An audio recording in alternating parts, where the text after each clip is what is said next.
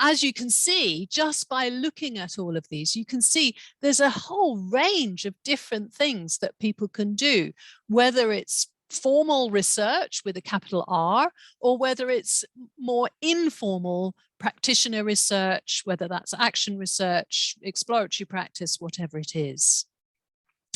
And I should say that I conceptualize practitioner research as a kind of a family tree. So practitioner research I see as the kind of overarching grandparent or grandparents. And then the siblings, the younger siblings, are action research, which you might hear about collaborative action research, exploratory action research, emancipatory action research, participatory action research. The list goes on.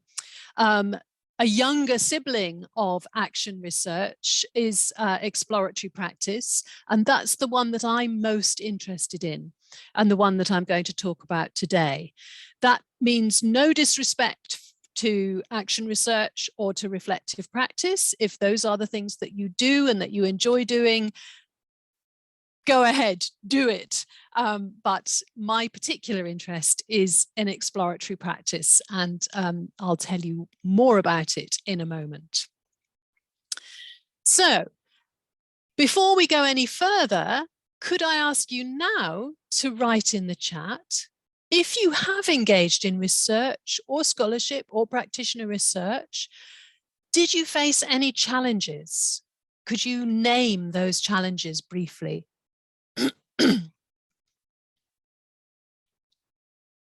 So a common challenge, for example, that I'm thinking about is almost every teacher that I ask, did you face a challenge, is time. Yeah, Albert, absolutely, time.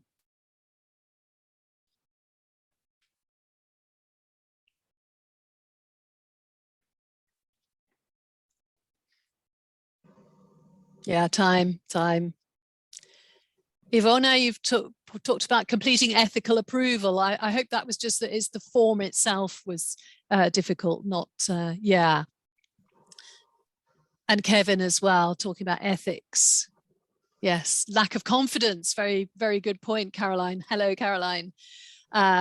Yes, ethics. I don't think you can gain data in an objective way. I don't think it's possible, actually. But we can still be ethical while we're doing more ethnographic kinds of work. Yeah, the precarity of a teacher's career, absolutely. And oh, beautifully put, John, experiments fail in depressing ways. Yes, they do indeed. One of the reasons being, I suppose, that the number of variables are so many and so different. Okay, so a whole range of different challenges. One of the things that I think happens, and certainly has happened to me, is that when we're engaging in research and or pedagogy, particularly if we're working full time, is that we're kind of pulled in different directions.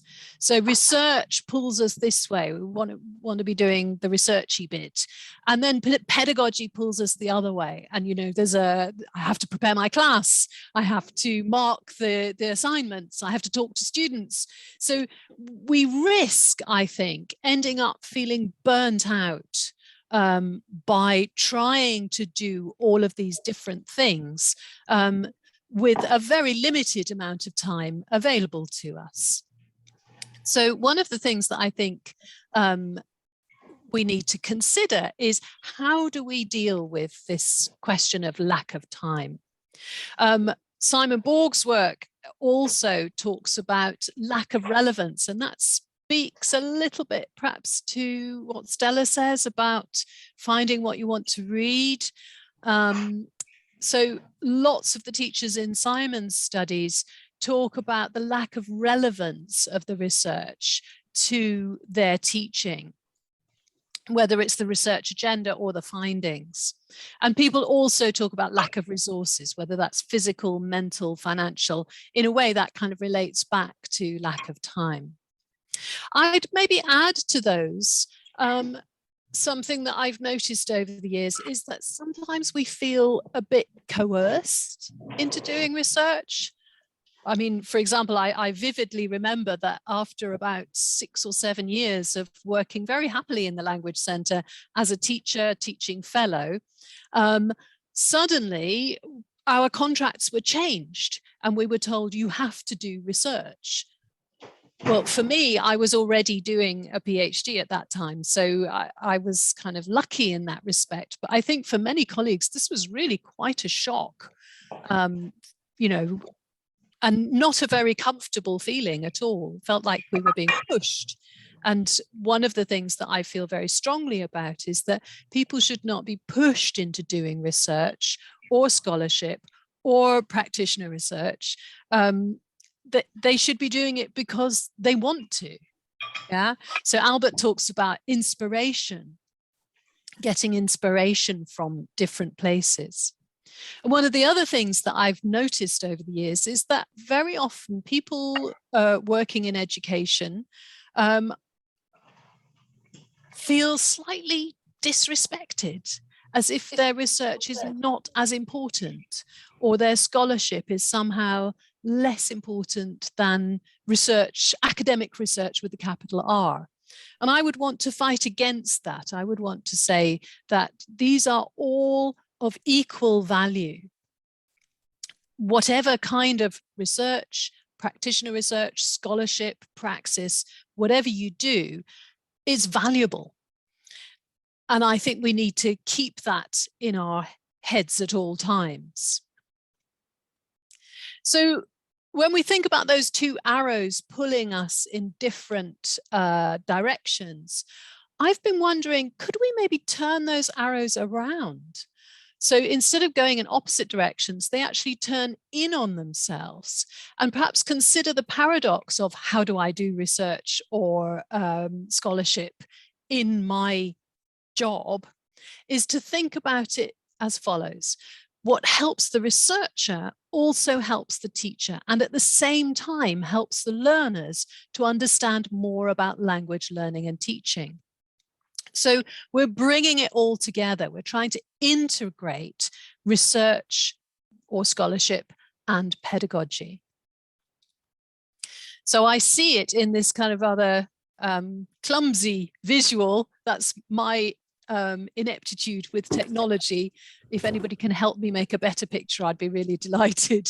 But the arrows, instead of going in opposite directions, we're exploring practice, and practice informs our explorations. It informs what we choose to explore and why we choose to explore it. And so I've mentioned exploratory practice several times. I should talk briefly about the exploratory practice principles for practitioner research. I won't go on about it too long because I've talked about it in many other places, but essentially there are 7 principles for practitioner research, or you might want to expand that to include scholarship as well. The first one is put quality of life first. So whatever we do in our classrooms, it needs to be enhancing our quality of life, not burning us out. And one of the ways I think we can do this is to work primarily to understand classroom language learning life, rather than focusing on problems and problem solving. And I can talk more about that a bit later on, this difference between understanding and problem solving.